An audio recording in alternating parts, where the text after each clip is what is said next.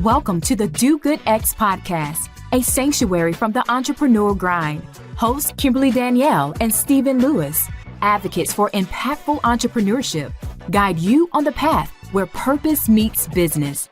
Join us to slow down, reconnect, and explore the challenges of under-resourced entrepreneurs, uncovering the unique journey of building businesses that make a difference. Now, your host.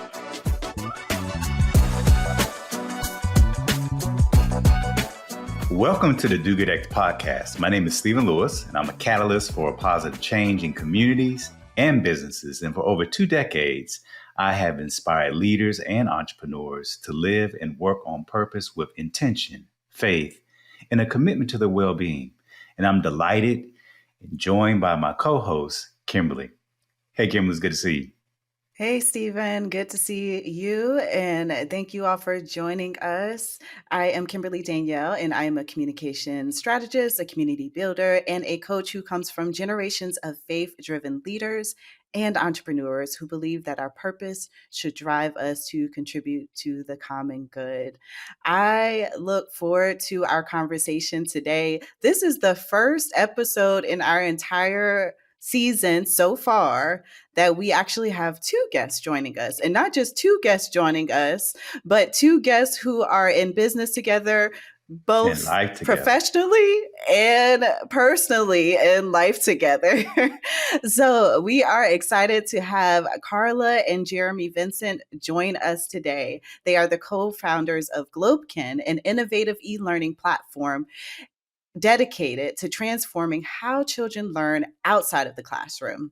Jeremy and Carla both are deeply passionate about the power of out-of-school learning to shape young minds, regardless of cultural background or socioeconomic status.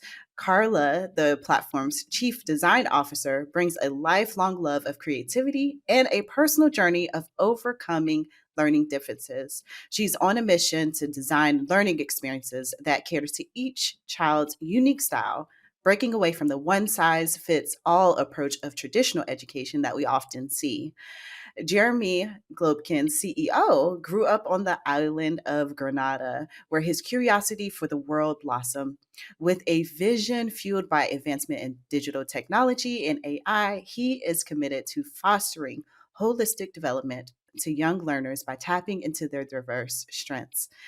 When they are not busy innovating education and leading their business, Carla enjoys creating art, exploring new trails. We have that in common, Carla. And Jeremy finds balance through yoga, meditation, and cooking up new recipes. And together, they're reimagining the future of learning for children everywhere. I had the gift of meeting Jeremy and Carla at a intimate dinner with tech professionals and entrepreneurs.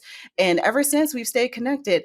They have also participated in the Square One Startup School pre-accelerator program. And if you have been listening in, you would have listened to an episode with the founder of that particular pre-accelerator program. So here we are continuing these conversations, and you see where the threads are. And we are delighted to have both of you join us today and to get more into your story and more about Globekin. Thank you for joining us. Thank you guys for having us. This is a really nice introduction. And, it's a first time for everything, just saying that. So we're happy to be here as co-founders, husband and wife duo, to share more about the company we're building. But also thank you guys for giving us the space and opportunity to share our story, to share our why, to share our purpose in terms of what we're doing and building. So thank you guys so much for this opportunity. Yes, thank you. I feel like I'm blushing over here. Well, just starting out, I would love to hear from one of you. What inspired you all to create an e-learning platform focused on out-of-school learning, and how does your mission particularly address the gaps in traditional education?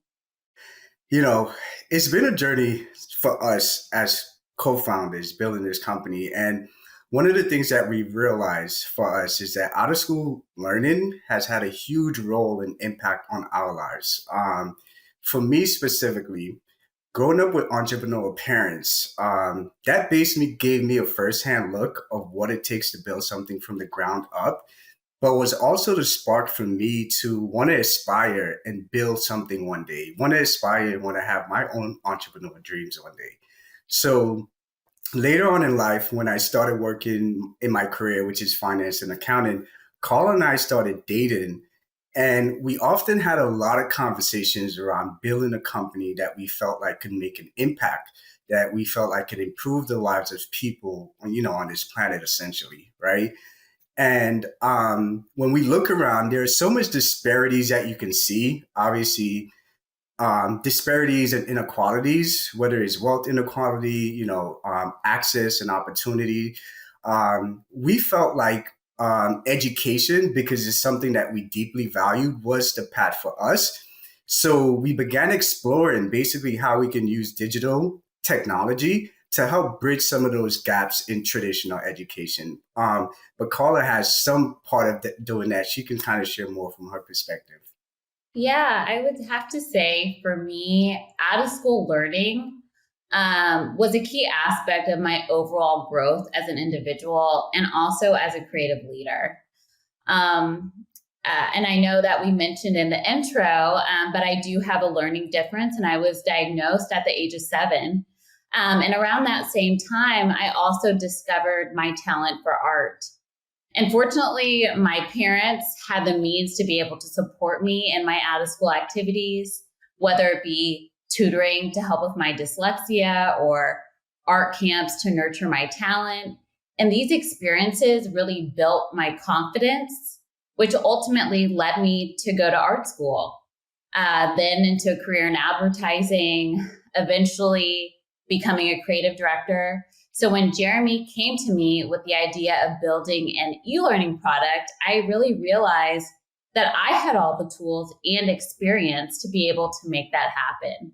And while we were fortunate enough to have these opportunities, like Jeremy mentioned, we know that millions of kids don't have access to quality out-of-school learning, which ultimately is essential for their academic and social growth. And that's why we're so passionate about creating an e-learning platform that really makes out-of-school learning accessible and meaningful for all children. So, I would like to know, how did you all validate your idea for Globekin in the early stages? And what feedback or insight shaped the direction of the development of your platform? So in the earliest phases, we started doing customer discoveries with basically parents and educators. So we did a bunch of different customer discoveries with parents and educators. And through these conversations, one of the things that we quickly realized was that the children who were being left behind often had low engagement in out-of-school activities due to various constraints. And when we were doing these interviews, on one hand, educators felt like it was up to the parents to take more ownership and responsibility to provide their child enrichment activities. And then on the other hand, parents will expect educators to provide more resources and guidance. So for us, we saw that there was a clear gap. And as we dug deeper into the numbers, one of the things that we realized that the barriers to access were associated with availability, high cost, but also travel constraints for these out-of-school activities. And then we also discovered that for every one child enrolled in an after-school program, there are currently 3 on a waiting list, showing that there's a clear demand from parents for these activities. And in addition, in today's world with, the digital landscape that we're living in, children are spending over 4 hours a day on screens. But when we dig deeper into those numbers to see how much time is dedicated to e-learning platforms, only 3% of that time was dedicated to those type of platforms. So we saw that there's a glaring gap based on these insights and feedback that out-of-school learning needed to evolve, showing us that if we were to be more, to create an e-learning platform that provided like intentional content as well as curated activities, we can help to supplement children's developmental needs like outside of the classroom. I think that's so important, talking about how you all validated your idea early on and really listening to that feedback from educators, and in order to better shape what it is that you offer. And for early stage founders who are listening in, we've mentioned customer discovery before. We've mentioned making sure that you get out and talk to people, because your idea can be great, but you don't know until you talk to people. So thank you for sharing how you all began to validate what it is that you're up to and began to further shape what Globekin is now. And another question as it relates to being an early stage founder. So there are challenges that entrepreneurs in the beginning of, building their businesses may face. And so I want to hear more about what have been some of the biggest challenges you all have faced so far in building and launching your e-learning platform, and how have you navigated this? You all launched this, I believe, about 3 or so years ago. And so I want to hear about some of those challenges and how you navigated that. I would have to say one of the biggest challenges for us was building a team and also embracing the inevitable stumbles along the way. As you mentioned, it did take us quite a time to be able to land where we've landed. And really, when it starts with building a team, it's one thing for people to support your idea from the sidelines, but it's a whole other thing to find those who are willing to commit their time, their talents to something that is still just a vision, right? We had to stay grounded in our values while also searching for people who not only had the right skills, but also shared that bigger vision. And it's a process. It takes time, but it's also crucial for creating a strong foundation for ultimately to have long-term growth. And as for the stumbles, there were a few. It's really being able to get comfortable with the imperfection. That's really been key for me, especially through in the world of advertising. You want to be able to show up pixel perfect at the first get, and that's not always the case, especially when building a company. Nothing ever goes exactly as planned, especially when you're building a business. And that real growth comes from those missteps, those lessons that you learn time and time again. And while it can be tough, those challenges have also been so very rewarding for us as we continue to move forward. Yeah, one of the things I'm curious as you think about, this is such a learning process, whether it's your team or it's kind of figuring out what you need to do as it relates to your work. In other words, what I'm saying is that there's so much uncertainty, particularly in the early stages of forming and developing your business. I'm curious about how you manage risk and the uncertainties that come with, particularly being in a business like, in ed tech, where there's so many unknown factors when you think about trying to build an educational platform. So talk to us a little bit about how do you manage the uncertainties and the risk, and what keeps you motivated through the difficulties in ensuring that, we're on to something. We got to keep tweaking. We got to keep moving. But there's so many different unknowns as you're building this particular business. Right. The uncertainties, the unknowns.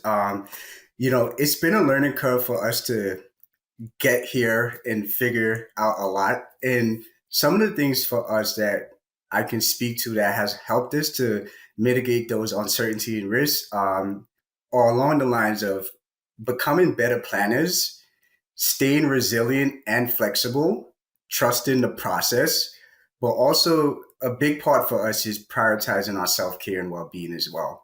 Those are some of the things that we think about. So when we think about planning, we've had to become better planners by basically setting both short-term and long-term goals and basically taking the necessary action to kind of keep us moving in a direction. Whether we're going in the right direction or not, it just keeps us moving and it keeps us kind of getting things in motion. But a big part of this journey is also being flexible, like I mentioned, right? And open to change. Carla had mentioned previously, like things don't always go as planned, So knowing when to make like adjustments, knowing when to make certain pivots will be crucial in order for you to navigate some of the uncertainties and dealing with the setbacks that will come. And that kind of goes hand in hand for us with resilience, which is another key component, right? Because things are not going to go always as planned, you will have setbacks, you will have pitfalls, you will have to find a way to kind of pick yourself back up, dust your shoulders off, and keep going. So having that understanding of just being resilient and keep trucking away and keep pushing away will help you kind of figure out how to endure. And then also another part is trust, right? You can't deal with the unknowns. There's so many unknowns.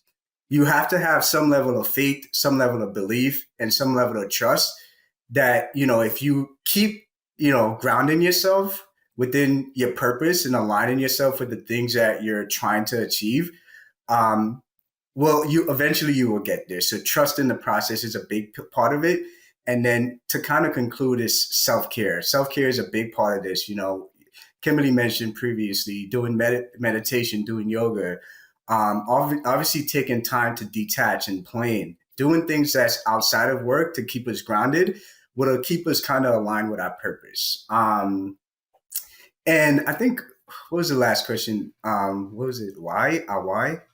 Well, just, what keeps you motivated during difficult times of figuring all this out? Yeah, I think that's a really heavy question for us. I think what keeps us motivated is always trying to connect back to our why, right? And for us, that's basically tied to our stories, but also the sacrifices that our families have made. In addition to that, also the sacrifices that our ancestors or those who came before us has made to create better opportunity for us today. So we do reflect on those things a lot, and we do reflect on their journeys a lot to put us in position in the environment that we're in today, with all that's afforded to us, with all the opportunity that's at our tables. And that keeps us going, keeps pushing us forward, so we can hopefully create a better impact and better opportunities for those in the future. I think that's really important.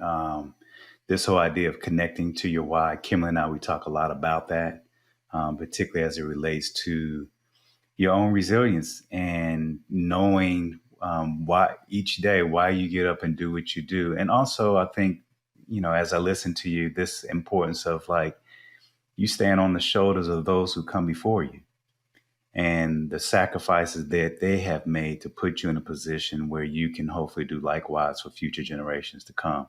So let me just ask this quick follow-up question, which is, so much of what I hear and what you and Carla have been talking about, we had to figure this out. It's a process about how we get here. And for our listeners, I think this is important for them to know is that, entrepreneurship is not necessarily a straight line. There's a lot of in and out and curves and curve balls that get thrown at you. So let me ask you this. What is it that you know now that you wish you knew then, when you think about all the lessons that you've learned to figure out to where you got to this point? We've chatted a lot about this and just reflecting on how far we've come. I think so often you get wrapped up in all the things that you still need to do, that you don't realize that a whole year has passed and you've made true monumental shifts. But upon that reflection and lessons learned, I would first have to say, stop worrying about job titles. I've learned that they are not worth stressing over, especially in the early stages. Everyone wears multiple hats in a startup. It's just how it goes. At first, I thought that there needed to be clear-cut roles, but quickly realized that flexibility is key. One day you could be leading the marketing for social, but then the next day you could be helping with the product development. At the end of the day, what matters most is really being able to push forward, keeping your mission in mind. It's not about the titles. Second, I would have to say is staying focused on the problem. It's so easy to get caught up in new features, trends, and even external feedback. So much external feedback. But everything should always come back to that core issue at the end of the day. You take what you need, you leave the rest. And for us at Globekin, that's making out-of-school learning engaging and accessible for all kids. Keeping the problem front and center really makes decision-making so much easier at the end of the day. And lastly, I would have to say is connect with your customers. Do customer discovery earlier and often. We wish we had started talking to our customers sooner, honestly. We spent a whole lot of time refining our idea, making sure that it was perfect, really being able before getting real feedback. But the best insights come from people who you're trying to serve at the end of the day. The sooner you start those conversations, the better you'll be able to understand their pain points, their needs. It's really not about what you think they need. At the end of the day, it's all about listening, understanding, and letting their feedback shape what you build. And that has proven to really be invaluable for us at Globekin. Yeah, those are really valuable points. So I hope you all tuning in take note of those things, especially if you're starting out. And maybe you can start out a step forward than what you all did, Jeremy and Carla, now that you've figured this out. I do want to ask, since, this is our first time having two guests, specifically a guest who is partner in life and in business. I'm curious to hear just briefly from both of you, how have you found ways to maintain a healthy marriage while also being business partners?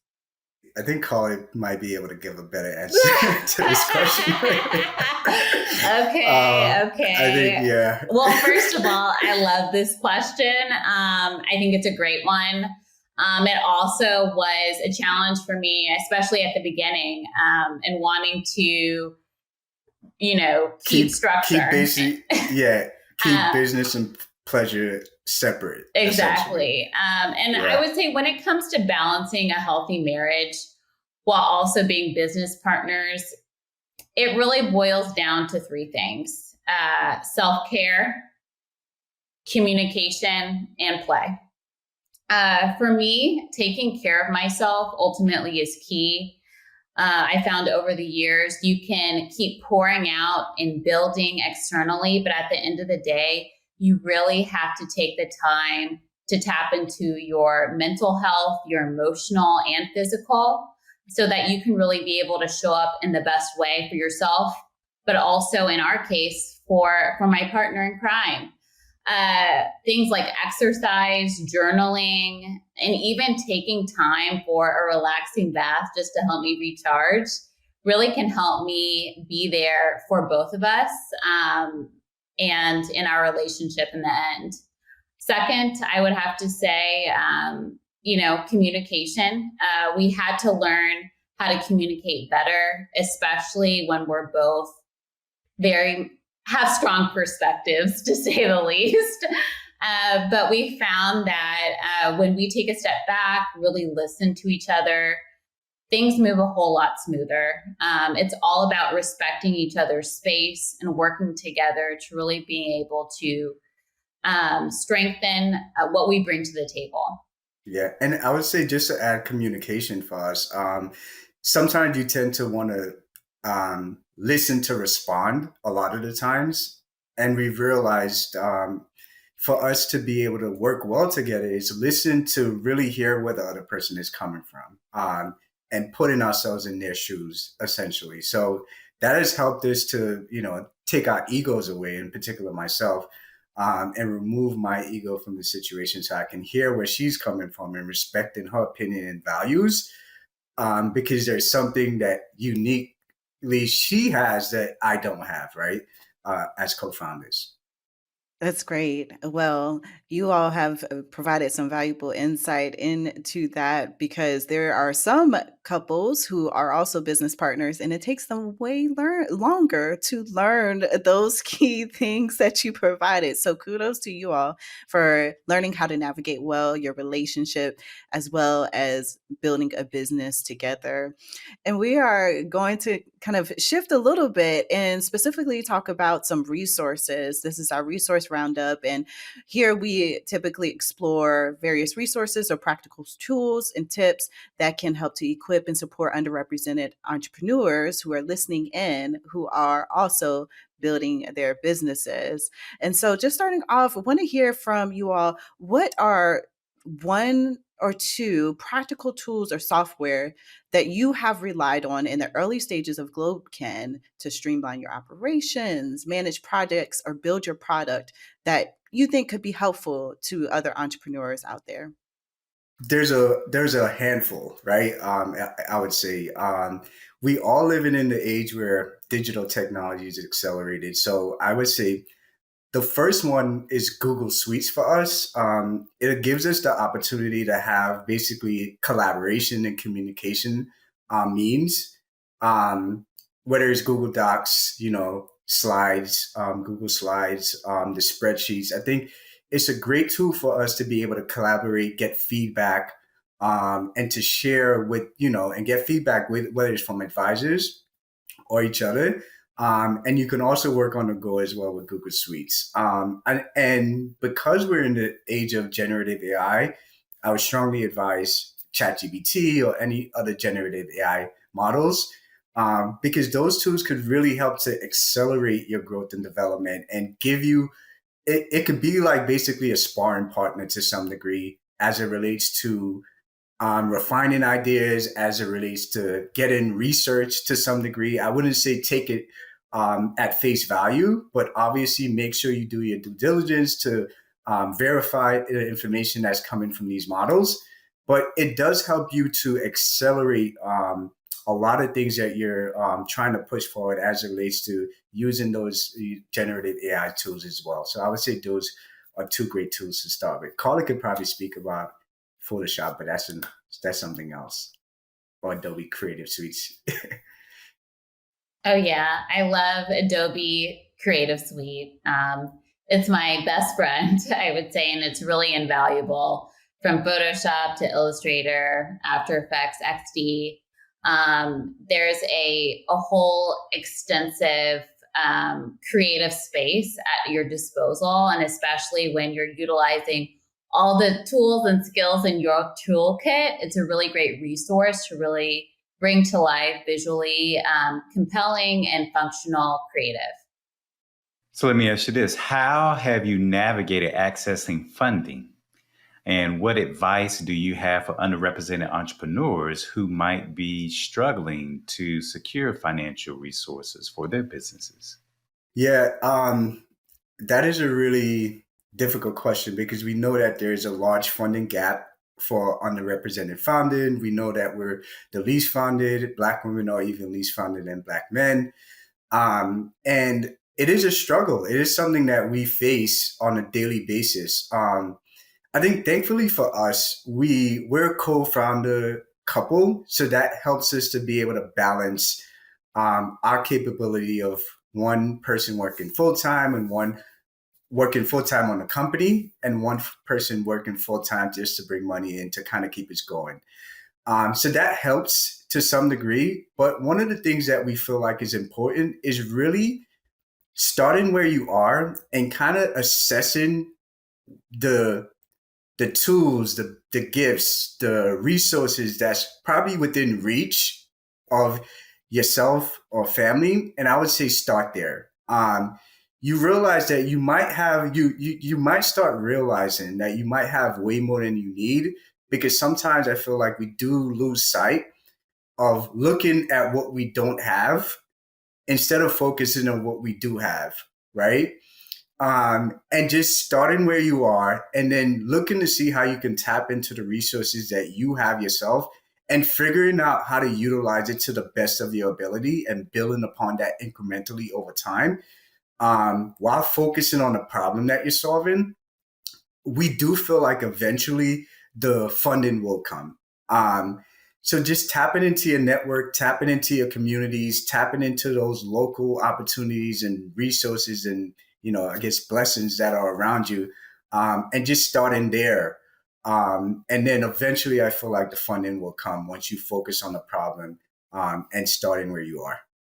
So I met you all at a community gathering, and from what I recall, you all were fairly new to Atlanta. And so I'm curious to hear for folks who are new to the area or are within the four walls of their home working on building whatever it is they're building, how can underrepresented entrepreneurs effectively build a supportive network for the journey ahead? One of the best ways underrepresented entrepreneurs can build a supportive network is really by tapping into your existing communities and also seeking out mentors. What's the worst that could happen? They say no, and then you move on. But at the end of the day, you will find your people, you will find your group. And there are so many organizations and groups designed to support minority founders, whether through networking events, accelerators, industry-specific forums. At the end of the day, mentorship is key. So finding someone who has been through similar challenges can really be able to provide guidance and often open doors you might not even know exist. And also, it's important to remember that your network doesn't have to be limited by geography. We live in the digital age where connection and communication is at our fingertips. We saw that really come to life, especially during COVID.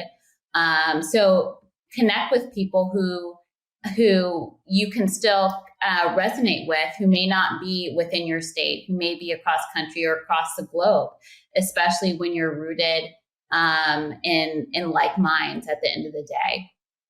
I was going to just add a couple of things. I think getting out of your comfort zone and actually putting yourself out there is a big part of finding your community and finding support.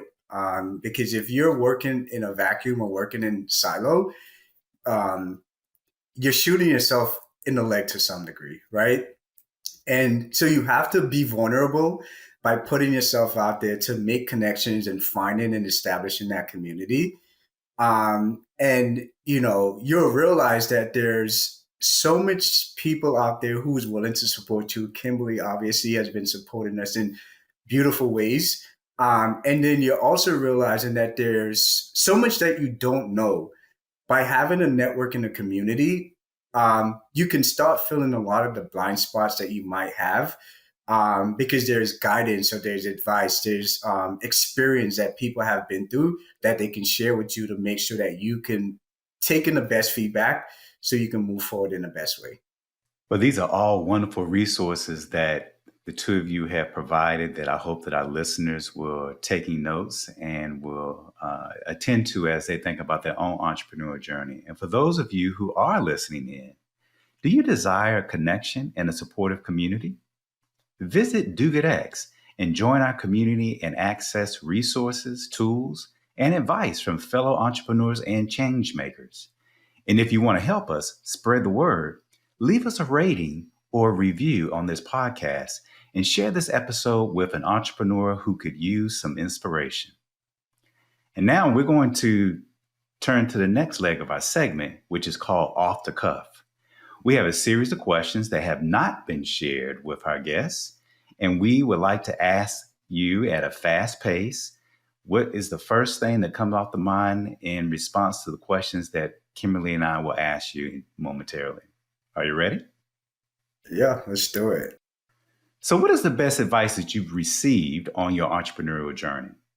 I would say, you have all the tools at the end of the day. That was something that it was hard for me to grasp in the beginning. I was looking for outside resources, and not to say that that's not helpful, but the true help lies within. And finding that strength helped me become an even stronger individual and creative. and I think just this goes hand in hand. You're right where you need to be on your journey. Sometimes I feel like we tend to get ahead of ourselves, and that brings on sometimes anxiety and stress when you're getting ahead of yourself. So I think um, being present and being present within the moments and understanding that you're right where you need to be as part of this journey kind of helps you to keep grounded as well. What is one of your go-to practices or rituals to slow down, connect with yourself, center? I would say for me, I think it's definitely yoga and meditation. We've been doing yoga and meditation for probably over 3 years now, consistently, since the pandemic started. During the pandemic, and it's been something for me that has allowed me to connect with myself, and block out all the noise, both physically and mentally. And it has allowed me to get more in tune with myself, get more in tune with my thoughts, get more in tune with my emotions. And I think that's probably one of the practices that I do consistently. Yeah, I would have to say is walking in nature. There is so much inspiration that is out there if you take the time to slow down and embrace it. And at the same time, I'm really able to find centering. So especially after a stressful week with meetings and whatnot, it's nice to be able to find that grounding out in nature. So long walks is definitely key for me. What is one piece of technology that has been a game changer for your business? I mean, I already mentioned Adobe Creative Suite. I might have to second that at the end of the day, just because the amount of and the long list of software that you have at your disposal is wonderful. So being able to build the branding, to be able to design the user experience and the overall flow of our product, I've been able to utilize those tools accordingly.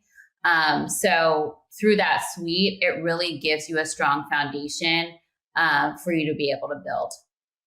Yeah. For me,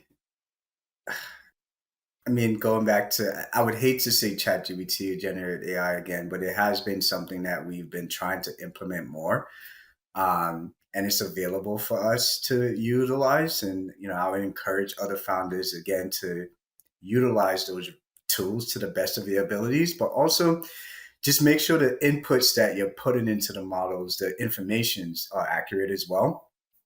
I think that has been a game changer for sure in terms of just, again, getting a lot of things done, especially when you're in the early stages and you're wearing so many different hats. Um, it's something that allows you, like a sparring partner, again, to be able to work through a lot of the different, research that you're working through, and information that you're sorting through, right? It helps to kind of be that sparring partner for sure. I have one more, Figma. That's what I would say. I honestly really didn't jump in and fully embrace it until this past summer, and it really has been a game changer. While I do love Adobe Creative Suite for building the foundational design, really being able to see our product come to life in a beautiful, efficient way is wonderful. So Figma is great and also a wonderful collaboration tool as we start to work with our developers. How much of your success do you attribute to your faith versus your own grit, will, or hustle? I would say if I had to put a split, I would say 60% faith, 40%, I guess, natural grit to some degree, because I think we've been, as human beings, personally, on a spiritual, I guess, reflection, I do feel like we've been deposited with certain natural gifts, qualities, attributes, talents, right? And that's part of the same, that's also connected to faith, right? Because we've been given certain capabilities and certain talents and gifts that we didn't create ourselves, or we didn't deposit within ourselves. And actually going out and trying to build a e-learning platform, I think we needed a lot of faith to really believe in ourselves, believe in our capabilities, to believe in the mission and the goal of what we're building in terms of the problem that we're hoping to solve. It required a whole bunch of faith and belief. But back in that again, with some of the skill sets and the talents and gift that we have has been beneficial. But again, we didn't give ourselves these talents, right? They were, gifted to us, to say the least. So, we're definitely fortunate in that way, that we felt like we had the faith and belief to go out and do it. And also that we had the gifts and skill sets to be able to start achieving it as well. Well, then complete this sentence. Because of my entrepreneurial endeavors, communities will be or more able to do. Wow. Well, I think communities will be able to live up to their potential. I think that's what we're trying to achieve. We want to be able to give children opportunities to find their gifts and talents, and to be able to nurture their interests so they can live up to their fullest potential. And they can, hopefully impact and create more opportunities in the future down the line. So I think living up to their fullest potential. Well, thank you, Carla and Jeremy, so much for joining us. And thank you for the work that you're doing for young folks and helping them to live into their fullest potential. I look forward to witnessing the continued success and growth of Globekin, and to continue to be a supportive person and community person in your community along the journey. So thank you all again. We appreciate you coming and sharing your insights. Thank you. Yeah, I just want to say thank you as well. It's been lovely to hear your story, and also to see the ways in which you all have partnered together in life and in business. And that's such an inspiration for entrepreneurs and those who are trying to do good in the world. So thank you. Thank you guys for having us. And again, thank you guys for giving us the space and opportunity to tell our story and to share more about what we're doing. So we appreciate this great opportunity. These insightful questions had us reflecting a lot on our journey so far. So we appreciate this time to be able to share our story in this form. Likewise. Thank you all so much.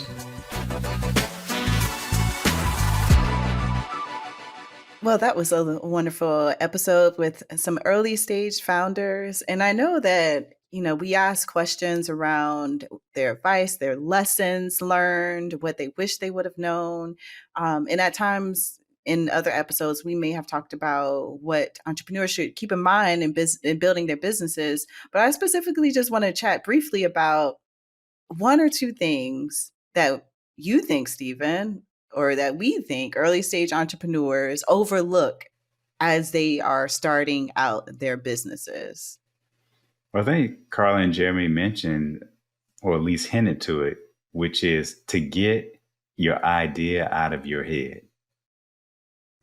Your idea is only as good to the extent that you talk to potential customers who's going to use your product or service. And so I think customer discovery early and getting your ideas out to your customers, even if they're in rough form, will help you build a better business solution. So I think that's one of the things I think entrepreneurs don't take seriously enough, about how do you actually get your idea out of your head and not worry about trying to make sure that it's perfect and those types of things. That really start early on talking to people who might actually purchase and use the thing that you're actually trying to build. One thing that I would add, which this will emerge in a customer discovery if you engage in listening to customers, is identifying an ideal paying customer, not just a customer. Yes. An ideal right. paying customer, meaning they are going to pay you money, not just like money to cover the basic cost. Like, you are going to be able to have a sustainable business because of what they're able to invest or provide in purchasing your product or service. and it will help your business to grow, and it offers that customer value. So you're not just taking into consideration, what it may have cost you to build that thing that then the customer covers in what they pay, but it also covers the value that you provide, the value, the expertise, and the solution to their pain point, or addressing the pain point in a particular way that other products or services may not. So customer discovery, key, and have a ideal paying customer. Anything else you want to add? Or just quickly, which is, are your potential ideal paying customer already paying for a solution to address their pain? Because if they're not, then to think that you're just going to come in here with a grand idea that people are just going to start purchasing, you might need to rethink that. So yeah, I think I would pair that with the ideal paying customers. What are they paying now for solving the problem or the pain that they're trying to address in their current life at the moment? Yeah. So those are just a couple of things to keep in mind. We appreciate you all tuning in. I always appreciate chatting with you, Stephen. And likewise, until we join again on the next episode, be well and do good. Thank you for listening to the Do Good X podcast. To continue the conversation or access our resources, visit www.dogoodx.org. Join us again for conversations that will nourish your soul, ignite your dreams, and empower you to build an impactful business, one intentional step at a time. Until then, keep striving, thriving, and doing good.